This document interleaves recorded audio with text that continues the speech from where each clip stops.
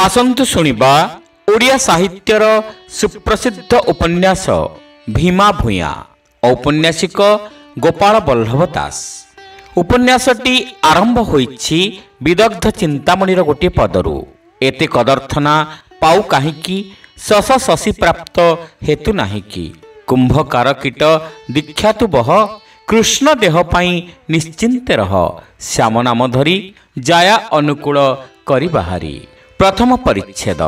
मगुसुरे सिरिसिरिया पुषरे भुसुभुसिया शीत हेले भी निर्बाणोन्मुख प्रदीप आहत मुमूर्षु व्याघ्र भल्लुकंक परी माघरे शीतर बड़ राग बोली जनाशुना। माघ गलाणी तथापि राग दाग जाई नाही। अरुणदेव अग्निकोणरू अपसरिबा आरंभिलेणी किंतु उषादेवी कुज्झटी ओढ़णा अंतर करि नाहंती। सूर्यदेव डरी डरी थरी थरी उइला परी देखा जाउछंती।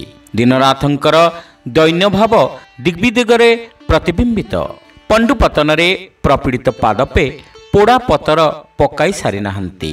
प्रातःकालीन धूमोद्ममरे सरित तड़ाग धूसरायित। बसंत पंचमी संगे आसीथिले हें ऋतुराजंकर चोर परी आचरण रहिछि। तथापि अगि जलिला शीत टलिला। वचन थिबारु शत्रु निर्मूल नोहिथिले हें जेउ प्रकृति द्वारा प्रणोदित होई रणविजयी छत्रपति सेनापति नायक पायक प्रभृति नरकंकाच्छादित रणभूमिर शोणित स्रोतस्वती कूले आमोद प्रमोदरे मत्त होइथांती।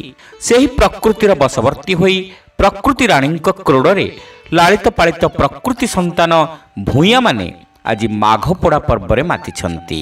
3 दिन अहरह आमोद प्रमोद उत्तारु आज ओषा ओ जुआ। अनेक ग्रामरू आहूत अनाहूत धांगड़ धांगड़ी बुढ़ा बुढ़ी एकत्रित। वसुधैव कुटुंबकम बभा आबाल वृद्ध वनिता सबुरी हृदय अधिकार करिछि। शत्रु मित्र उभयंक पाई भूयापल्लीर सरदार बिरादरंकर कुटीर अबारित द्वार निमंत्रित हेउ बा न हेउ सबुरी सम्मान चर्चा बड़ सान घिनी पातर अंतर नाही। भविष्यत रे जहा हेउ घरे घरे पान आहार मंडुआ द्वारे अहरह चांगु बाजा चांगु नाच चांगु गीत पंझाए पंझाए जाई गाउछंती पिउछंती। स्थूलरे मंडुआटी महु फेणा होइछि। अन्यथा आहार विहार और मधु संग्रह हेउथिबा बेले जेपरी मक्षिका पूर्ण थाई मधुचक्रर कार्य चली थाए सेहीपरि घरे घरे पान आहार काल मंडुआ ठारे नृत्य गीत वाद्यर विराम नाही। जाति अजाति सान बड़ समस्ते आनंद लहरी रे दोलायमान।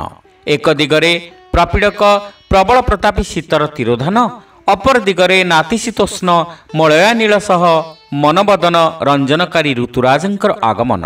पुणी आनंदर पात्रापात्र नाही।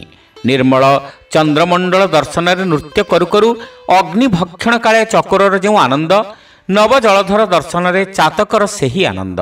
मंजुगुंजमाली नाली जामुडाली जेपरी काहारी काहारी चित्त विनोदिया हीरा नीला माला सेहीपरि काहारी काहारी मनमुग्धकारी काहारी काहारी भी रूप यौवन संपन्ना अप्सरांक नृत्य गीत जेपरी भूयांकर बोड़ा पाली गिधपाली प्रभृति तांकु सेहीपरि। एहीपरि भिन्न रुचि लोक अनुसारे भिन्न भिन्न पदार्थरु उत्पन्न हेले हें आनंद एक। गाई कला हेउ धड़ा हेउ देशी हेउ कि विदेशी हेउ दूध एक। नवनीतर न्यूनाधिक्य परी हिल्लोल हेउ कि कल्लोल हेउ कि तरंग हेउ आनंद एक। किंतु सुर सरित बा मान सरोवरर कलनिनादिनी बीचिमाला किंबा सुनील महासागरर दुग्ध फेन निभ शुभ्रचूड़ भीषण नादी उत्ताल तरंग मानक परी आनंद सागरर किछि दृष्टि बा श्रुतिगोचर हेबार नुहे। हृदय बा मनरे एहार उत्पत्ति स्थिति गति विलुप्ति एहा निजे देखाशुणा नकले हें भावभंगी आकार प्रकारे आपे आपे प्रकाश पाई थाए। पुणी अग्नि जेसने सबु खाई विचारे दोष गुण नाही। सेहीपरि नरकिन्नर पशुपक्षी सबुठारे आनंदर संचार। एणुकरी विविध कारुकार्य भूषित नाना आलोकमालारे रंजित सुरम्य स्फटिक हर्म्ୟରେ आनंदर जो लीलाखेला बंधुर धूली धूसरित शाल हुलारे आलोकित भूया मंडपरे तार सेही लीलाखेला। ଏହାର ସାନ ବଡ଼ ଉଚ୍ଚ ନିଚ ବିଚାର ନାହିଁ। ଏହା ଈଶ୍ୱରୀୟ। ସ୍ୱର୍ଗ ନର୍କ ସୁରାସୁର ନରକିନ୍ନର ଯାହାଙ୍କର କ୍ରୀଡ଼ା ପିତୁଳା ସେ ସଚ୍ଚିଦାନନ୍ଦ ନାମରେ ଅଭିହିତ। ଏହି ପରମ ପବିତ୍ର ଆନନ୍ଦ ତରଙ୍ଗରେ କୃପଣ ପଣିଆ ଛାଡ଼ିଯାଏ, ବନ୍ଦୀ କାରାମୁକ୍ତ ହୁଏ ଏବଂ ଶତ୍ରୁ ପଣିଆ ମନେ ରହେ ନାହିଁ।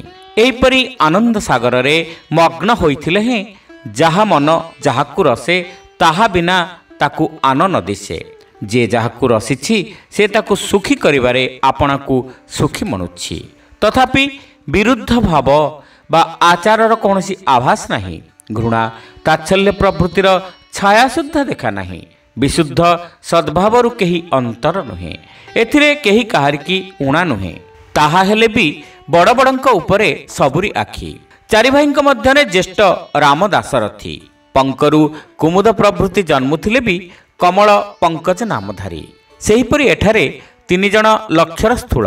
ପ୍ରଥମତଃ ଏ ଗ୍ରାମର ତିଳ ସର୍ଦ୍ଦାର ଝିଅ ଚିନାମାଳି। ତା ଛଡ଼ା ସର୍ଦ୍ଦାରଙ୍କର ଅନ୍ୟ ସନ୍ତାନ ସନ୍ତତି ନାହିଁ। ପୁଣି ସର୍ଦ୍ଦାରଙ୍କର ଗାଈ ମଇଁଷି ଧାନ ଚାଉଳ ଛେଳି ମେଣ୍ଢା ଅନେକ ଅଛନ୍ତି। ତଥାପି ଧନାଗମର ଫନ୍ଦା ସର୍ଦ୍ଦାର ବୃଦ୍ଧ ବୟସରେ ବି ଛାଡ଼ି ନାହାନ୍ତି। ଏସବୁ ଚିନାମାଳି ପାଇଁ। ଏ ଅଞ୍ଚଳରେ ତାପରି କେହି ସୁନ୍ଦରୀ ନାହାନ୍ତି। ସେ ଯୁବାବସ୍ଥାରେ ଉପସ୍ଥିତା। ତାହାର ରୂପ ପରି ଗୁଣ ମଧ୍ୟ ସମସ୍ତେ ପ୍ରଶଂସା କରିଥାନ୍ତି। ଦ୍ୱିତୀୟତଃ ଅପର ପିଢ଼ର ସାଧୁ ସର୍ଦ୍ଦାରଙ୍କ ପୁଅ ବାଣାସୁର ଆଉ ଭୀମା।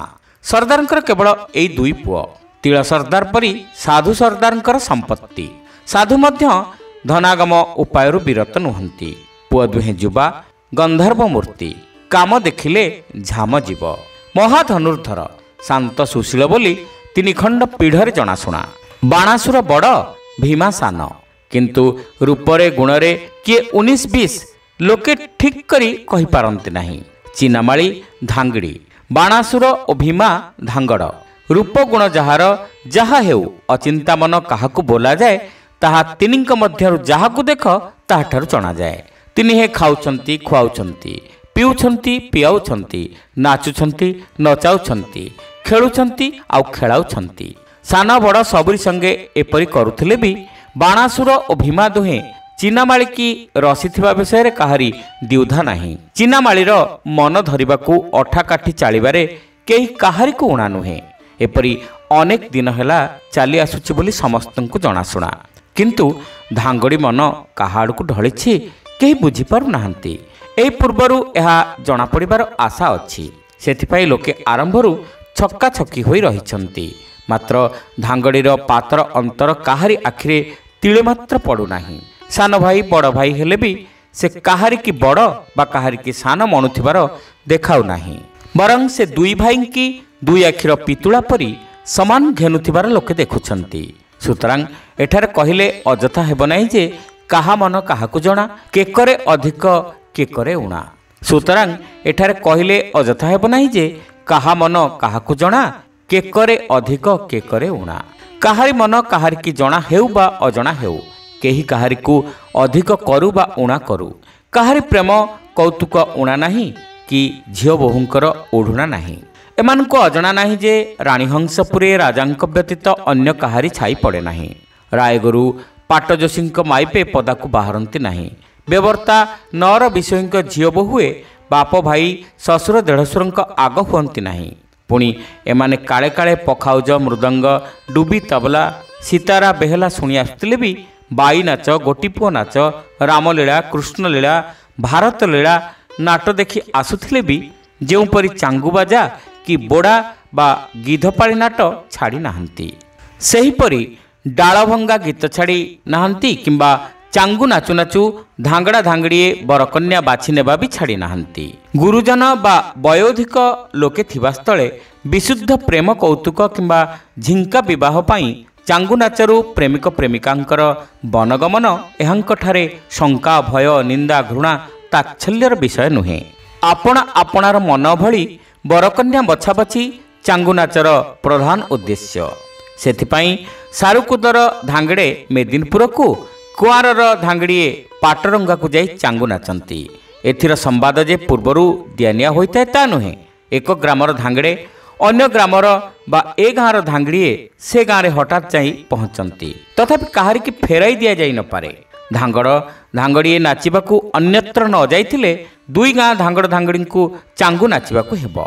एथिपाई जो माने एक समय रे धांगड़ धांगड़ी थिले वर्तमान को सेमाने बुढ़ा बुढ़ी किंबा बाप माँ सेमाने खेमा चाउल भात सांग को ब्रीही डाली मद सांग को मांस जोगाइबार त्रुटि करुनाहांती। आगंतुकंक चर्चारे हेला करंती नाही किंबा चांगू नाचरू दूर रे रहंती नाही। यह भल कि मंद निंदनीय कि प्रशंसनीय ताहा भूयाए बा तांकर रजा जानती। मात्र यह जनाशुना जे सेमाने आदिम जाति सेमानंकर एहिपरि चाली आसुअछि। सेमाने जेपरि आदिम जाति सेमानंकर ए प्रथा आदिम बोली कथित होइथाए। पुणी एणे राजा बेवर्ता नगर विषयी छामुकरण रायगुरु पाटजोशी प्रभृति अंतपुर प्रथा माने आसुछंती। एणिकी ताहा उठाई देबार यत्न और चेष्टा देखा जाए। सुतरां किए आदिम आउ किए अंतिम किए भल किए मंद विचार न करी एतिकी कहिले बोधुए यथेष्ट हेब जे किस पुणी देखा न जाए जदि थाई जीवरे आउ किछि देखा जाऊ न जाऊ। माघ पड़ार एई छेरछेरा पर्वरे आनंदर स्रोत संगे प्रेमर स्रोत स्पष्ट देखा जाए। यह मणिकांचन चित्राचंद्र गंगा जमुना मिलन वृद्ध वृद्धा युवक युवती बालक बालिका समस्ते उपस्थित। समस्तଙ୍କ मन उल्लसित हृदय प्रफुल्लित। केही सुखी हेबारे केही सुखी करिबारे केही कौतुक करिबारे केही कौतुक देखिबारे सुखी। धांगड़ धांगड़िए प्रेम कौतुक करिबारे ओ बुढ़ा बुढ़ीए ता देखिबारे सुखी। केही काहारी सुखरे बाधा देउ नाही कि विघ्न घटाउ नाही। केही काहारी विरोधी नुहे। धांगड़ धांगड़िए आपणा आपणा प्रेम फांदरे लागिछंती। बुढ़ा बुढ़ीए तईरे हाथ देउ नाहंती कि पाटी फिटाउ नाहंती। एमाने प्रकृतिर संतान प्रकृति क्रोड़रे लालित पालित विज्ञान पढ़ी ज्ञानी होई नाहंती। तथापि एमाने भल करी बुझिछंती जे मनुष्य केतेक काल जाए बढ़िबो तेणिकी छिड़िबो अंतरे अनंतरे अंत हेब। बालकाले जहा थिबो युवाकाले ताहा नथिबो। युवाकाल कथा बुढ़ाकाल को नथिबो। युवा जहा करिपारे बुढ़ा ताहा न करिपारे। युवाकाले जहा सुंदर दिसे ताहा बुढ़ाठारे मागे आनिला पर देखा जाए। युवाकाले जहा सुखकर बुढ़ाकाले ताको अनाइबाको मन हुए नाही। सुतरां प्रेम कौतुकरे युवक युवतींकर प्रतिद्वंदी हेबा पई बुढ़ाबुढ़ींकर पथर दांत बा कड़प लोड़ा नाही। 50-60 वर्ष कांड बाउंस मारी मारी जे दक्षता कुशलता प्रभृति लाभ होइछि ताहा देखाइबा पई 25-30 वर्षियांक संगे से काल बुढ़ांकर प्रतिद्वंदिता नाही। अथच पिला किपरि भल हेबे किपरि भलरे रहिबे जेउ काले जहा शोभा पाए जहा सुखकर ताहा सुखरे पाई परिबे। एई सबु फंदारे बुढ़ा बुढ़ींकर मन आउ जत्न तहिरे ही सेमानंकर सुख। सबु कालरे सभिंकी सबु सुखकर नुहे किंतु किछि निजकु सुखकर नहिले भी सेथिरे अन्य को सुखी देखिबारे सुख अछि। बुढ़ा दिने जहा निजे खाइबा पीबा नाइबा पिंधिबारे सुख नाही ताहा अन्य को खोइबा पेइबा पिंधि देबारे सुख अछि। यहा पुओ झियो भाई भौणींक पई बापा माँ बड़ भाई भौणींक जत्न और चेष्टारु देखा जाए। पालक पुओ झियो करिबारु स्पष्ट प्रकाश यह प्रकृतिर नियम बोली जणा जाए। किंतु बड़पणिया देखाइबा पई युवांकर प्रतिद्वंदिता हेबा कि बाट ओगाड़ी गादी माड़ी बसिबा नियम बोली जणा जाए नाही। एई नियम अनुकरण रे राजा प्रजा उभयंक पई बानप्रस्थ व्यवस्था हेला परि बोध हुए। ताहा जाहा हेउ भूयाए बानप्रस्थ करू नाहंती ताहा न करी प्रकृतिर संतान बाघ बाघुणी जेपरि सोई सोई छुआंकर दोषगुण देखुथांती और बेले बेले शिक्षा देउथांती भूया बुढ़ा बुढ़ी घरे बसी सेहिपरि करुछंती। आपणार ओ गाँ पिलापिलिंकर एमाने निजे निजे अवधान एमानकर अन्य अवधान नहीं कि अध्यापक नहीं चाटशाली नहीं कि चौपाढ़ी भी नहीं। सुतरां भूया पिलांकर अन्य जाति कुलशील प्रभृतिर आदर्श नहीं। बाघ बालुंक छुआंक परी एमाने बापा मांकर आचार व्यवहार चालीचलन रे शिक्षित दीक्षित आउ परिचालित। एणे युवक युवतीए केते केते नुआ कथा देखुछंती शुणुछंती शिखुछंती अथच आपणा बड़पण देखाइबाकू बुढ़ाबुढ़ींकर प्रतिद्वंदी हेउनाहांती कि सेमानकू तुच्छ ज्ञान करुनाहांती। सेमाने जेडे अजाणिबा गुआर हेले भी सेमानकू भक्ति आउ श्रद्धा करुछंती। बोधहुए एही नीति अनुसारे दिनकू दिन नुआ नुआ कथा बाहरी नवनव जुग उपस्थित हेउथिले हें पुराणार आदर गौरव भक्ति श्रद्धा जाऊ नहीं। पुराणा नुआ नुआ करबाकू पश्चात्पद हेउ नहीं। लालन पालन रे त्रुटि करू नहीं। ସେ ଯାହା ହେଉ ଭୂୟାଁ ନୀତିଗତି ଭଲ କି ମନ୍ଦ ସେମାନେ ବା ସେମାନଙ୍କର ଦେଶର ହର୍ତ୍ତାକର୍ତ୍ତାଏ ଜାଣନ୍ତି। କିନ୍ତୁ ଫଳରେ ଦେଖାଯାଏ ଯେ ଭୂୟାଁ ପିଲା କାଳେ କାଳେ ଭୂୟାଁ, ଆଉ ଯେଉଁମାନେ ଚାଟଶାଳୀ ଚଉପାଢ଼ୀ ସ୍କୁଲ କଲେଜରେ ଶିକ୍ଷିତ ଦୀକ୍ଷିତ ସେମାନଙ୍କ ମଧ୍ୟରେ କୌଣସି କୌଣସି ହିନ୍ଦୁର ପିଲା ମୁସଲମାନ, ମୁସଲମାନର ପିଲା ଖ୍ରୀଷ୍ଟିଆନ, ଓଡ଼ିଆ ପିଲା ବଙ୍ଗାଳୀ, ବଙ୍ଗାଳୀ ପିଲା ଫିରିଙ୍ଗି, ଦିଅଁଙ୍କ ଛୁଆ ମାଙ୍କଡ଼, ମାଙ୍କଡ଼ଙ୍କ ଛୁଆ ଦିଅଁ ସାମୟିକ ସୁଖରେ ଭାସମାନ ହେଉଥିଲେ ହେଁ ପିଲାପିଲିଙ୍କ ଭବିଷ୍ୟତ ସୁଖ ଦୁଃଖ କଥା ବୁଢ଼ାବୁଢ଼ୀଙ୍କି ଛାଡ଼ି ନାହିଁ। ତିଳ ଓ ସାଧୁ ସର୍ଦ୍ଦାର ଦୁହେଁ ବୁଢ଼ା ହେଲେଣି। ଦୁହେଁ ଥିଲା ଲୋକ। ଏହାର ଝିଅ ତାହାର ଦୁଇ ପୁଅ ଯୌବନ ଅବସ୍ଥା ପ୍ରାପ୍ତ, ବିବାହର ଉପଯୁକ୍ତ, ଯୋଗ୍ୟ ପାତ୍ର ପାତ୍ରୀଙ୍କର ମିଳନ କରିବା ପିତାମାତାଙ୍କର ଇଚ୍ଛା ସ୍ୱାଭାବିକ। ପୁଣି ଝୁଅ ପୁଅ ଥିଲେ ଉପଯୁକ୍ତ ସ୍ଥାନରେ ବିବାହ ପ୍ରସଙ୍ଗ ପଡ଼ିଥାଏ। ଝିଙ୍କା ବିବାହ ପ୍ରଥା ପ୍ରଚଳିତ ଥିଲେ ହେଁ ଭୂୟାଁ ଘରେ ଯେ ବରକନ୍ୟା ବଛାବଛିରେ ବାପା ମାଙ୍କର ହାତ ନାହିଁ କି କଥା ନାହିଁ ତା ନୁହେଁ। କେବଳ ଧାଙ୍ଗଡ଼ ଧାଙ୍ଗଡ଼ିଙ୍କର ମିଳନ ହେଲେ ଯେ ହେଲା ତାହା ନୁହେଁ। ଅକ୍ଷମ ଲୋକ ନୋହିଥିଲେ ଯେ ହଠାତ୍ କେହି ଝିଙ୍କା ବିବାହ କରିବ ତା ନୁହେଁ, କିମ୍ବା ଶତ୍ରୁ ମିତ୍ର ଜାତି ଅଜାତିରେ ଯେ ବିବାହ ହେବ ତାହା ବି ନୁହେଁ। ଭୂୟାଁ ଜାଣନ୍ତି ଯେ କେହି କାହାର ଧାଡ଼ି ଛାଡ଼ିଯାଏ ନାହିଁ। ସେମାନେ ଅବଶ୍ୟ ଜାଣନ୍ତି ନାହିଁ ଯେ ଖଚର ପ୍ରଭୃତି ପରି ଦୋମିସାରେ ଦୁଇ ଜାତିର ଦୁର୍ଗୁଣ ଅଧିକ ବୋଲି ଡାରୱିନ୍ ସାହେବ ପ୍ରମାଣ କରି ଯାଇଛନ୍ତି, କିମ୍ବା ଜଣେ ପାଦ୍ରୀ ସାହେବ କହିଯାଇଛନ୍ତି ଯେ ଈଶ୍ୱର କଳା ମଣିଷ କରିଛନ୍ତି, ଈଶ୍ୱର ଧଳା ମଣିଷ କରିଛନ୍ତି, କିନ୍ତୁ ଶୈତାନ ଦୋମିସାଙ୍କୁ ସୃଷ୍ଟି କରିଛି। ତଥାପି ଧାଙ୍ଗଡ଼ ଧାଙ୍ଗଡ଼ିଏ ଆପଣା ଆପଣା ବରକନ୍ୟା ଠିକ୍ କରୁଥିଲେ ହେଁ ଓ ଝିଙ୍କା ବିବାହ ଚଳୁଥିଲେ ବି ସେମାନଙ୍କର ସ୍ୱେଚ୍ଛାଚାରିତା ନାହିଁ। ବିବାହ ବିଷୟ ପିତାମାତାଙ୍କର ଏକାବେଳକେ ଆୟତ୍ତର ବହିର୍ଭୂତ ନୁହେଁ। ଚିନାମାଳି ମନକୁ ଭଲ ଆସିଥିଲେ ବି ବାଣାସୁର ଓ ଭୀମା ଜାତିକୂଳର ରୀତିନୀତି ମାନମର୍ଯ୍ୟାଦାକୁ ଫିଙ୍ଗିଦେଲା ଭଳି ଲୋକ ନୁହନ୍ତି। ଗୁପ୍ତ ଭାବରେ ବିବାହ କରି ଚିନାମାଳିକି ସ୍ଥାନାନ୍ତରରେ ରଖି ନିଜ ଲୋକ ବା ଧର୍ମ ଆଖିରେ ଧୂଳି ଦେଲା ଭଳି ଶିକ୍ଷିତ ହୋଇନାହାନ୍ତି। ଯାହା ଇଚ୍ଛା ତାହା କଲା ଭଳି ପ୍ରେମାନ୍ଧ ବି ହୋଇନାହାନ୍ତି। ପୁଣି ଚିନାମାଳି ମଧ୍ୟ ସେହିପରି ବାଟରେ ଚାଲୁଛି। ବାଣାସୁର ଓ ଭୀମା ମଧ୍ୟରୁ କାହାକୁ ବରିବାକୁ ରସିଛି ତାହା ତାହାର ଢଙ୍ଗଢାଙ୍ଗରୁ ଜଣାପଡ଼ୁନାହିଁ। ସେ ଦୁହିଁଙ୍କରୁ ଜଣକୁ ନ ପାଇଲେ ତା ମନ କି ହେବ, କିମ୍ବା ତାକୁ ନ ପାଇଲେ ଦୁଇ ଭାଇଙ୍କର ମନ କି ହେବ ତାହା କେହି କହି ନପାରେ। କାରଣ ଏ ତିନିହେଁ ଅନ୍ୟ ଧାଙ୍ଗଡ଼ ଧାଙ୍ଗଡ଼ିଙ୍କ ପାଖ ପଶୁନାହାନ୍ତି କି ଅନ୍ୟତ୍ର ଚାଙ୍ଗୁ ନାଚ ଯାଉନାହାନ୍ତି ତାହା ନୁହେଁ।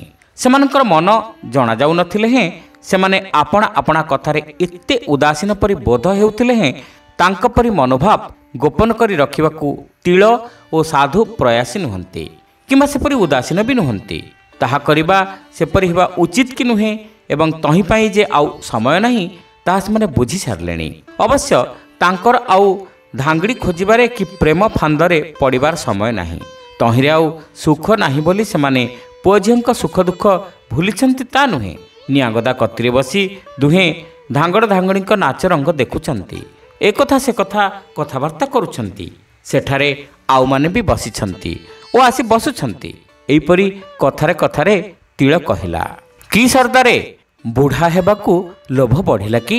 ଧାନ ଚାଉଳ ଖର୍ଚ୍ଚ ହେବା ଡରେ ଜି ଥାଉଁ ଥାଉଁ ବାହାଘର କରିବ ନାହିଁ, ନା କିଛି ନଥିଲା ପରି ଝିଙ୍କା ବାହା କରାଇବ? ସାଧୁ, ତେମେ ବି ତ ସର୍ଦ୍ଦାରଟିଏ, ତମର ଧନ ଦୌଲତ କମ୍ କ'ଣ? ମୋର ତ ଦିଓଟି ପୁଅ, ସେରକ ଅଧ ଦୁଇ ସେର କରି ନେବ। ତମର ତ ଏତେ ଅଛି, ତହିଁକି ଖାଲି ଗୋଟିଏ ଝିଅ। ଧାନ ଚାଉଳ ଖର୍ଚ୍ଚକୁ କାହାର ଡର ବେଶୀ? ତିଳ, ହଁ ତମକୁ କହିବାକୁ ହେଉଛି ଟୋକଳିଟା କଥା କିଛି ଜଣାଯାଉ ନାହିଁ। କାହା ମନକୁ କିପରି ଆସିଲା ବୁଝିପାରୁନାହିଁ, ସେଇଥିପାଇଁ କୁଆଡ଼ୁ କିଛି କରିପାରୁନାହିଁ। ସାଧୁ, ଦିନ ଯାଉଛି ନା ଆସୁଛି? ଆଉ କେତେ କାଳ ଏମିତି ବସିଥିବ? ତିଳ, ମନେ କରିବ ନାହିଁ ଯେ ମୁଁ ଆଖି ବୁଜି ବସିଛି। ତେମେ ବି ତ ସବୁ କଥା ଜାଣ, ତେମେ କି ମନେ କରୁଛ କହିଲ? ସାଧୁ, ତମ ଝିଅ ଆମ ପୁଅ ଦିହିଁଙ୍କ ମନ ନେଲା ପରି ଦେଖାଯାଉଛି, ଆଉ ସେ ତାଙ୍କ ମନକୁ ଆସିଲା ପରି ଜଣାଯାଉଛି। ତେବେ କାହାକୁ କରିବା ତାହାର ଇଚ୍ଛା ଜଣାପଡ଼ୁନାହିଁ। ତିଳ, ମୁଁ ବି ସେହିପରି ବୁଝୁଛି। ତେମେ ଆମେ ସମୁଦି ହେଲା ପରି ଦିଶୁଛି। ସାଧୁ, ଝିଅ ଯାହାକୁ ବରୁ କାହାକୁ ଜ୍ୱାଇଁ କରିବାକୁ ତମର ମନ? ତିଳ, ଦେଖିବାକୁ ତ ଦୁଇ ଭାଇ ସମାନ। ସାଧୁ, ଚିନାମାଳି ସେହିପରି ମନେ କରି ବୋଲି ଜଣାଯାଉଛି। ତେବେ ତମ ମନ ଯେଣିକି ଢଳିବ କଥା ତେଣିକି ଯିବ। ତିଳ, ମୁଁ ଦୁହିଁକି ସମାନ ଦେଖୁଛି, କାହାକୁ ଦେବି କାହାକୁ ନ ଦେବି ଠିକ୍ କରିପାରୁନାହିଁ। ହଂସୀ, ତାହା ସତ, ବୁଢ଼ା ଅନ୍ତେ ଦୁହେଁ ସର୍ଦ୍ଦାରୀ ରଖିଲା ପରି ଏତେବେଳେ ଯାଏ ଦେଖାଯାଉଛି। तेबे राजा कि बड़ को छाड़ी सान को सरदार देबे साधु सान हिला बोली कि ताकू आउ सरदार झियो मिलिबो नाही तिलंकर तो पुओ नाही तांको जुआई हेले तांको सरदारी खंडिक मिल पारे तिल ताहा सत हंसी आज जेबे कथा ठीक होई जिवो बड़ थाउ थाउ कि सान आग बाहा हेबो साधु ताहा भी सत तेबे झियो राजी हेबो बाप मन मानिबो तेबे जाई बाहागर हेबो तिल तुमर आमर समुदी हेबा ठीक रहिला किए जुआई हेबो परे ठीक करिबा एथि उत्तारु आउ आउ विषय रे कथावार्ता चलिला चांगु नाच जेपरि लागिथिला सेमति लागी रहिला श्रोता बंधु एठी शेष होला उपन्यास भीमा भूयार प्रथम परिच्छेद उपन्यासटी आपण मानकु केमति लागुची कमेंट करी निश्चित जणाइबे चैनल नुआ होइथिले सब्सक्राइब करबा को भूलिबे नाही रहिलु नमस्कार।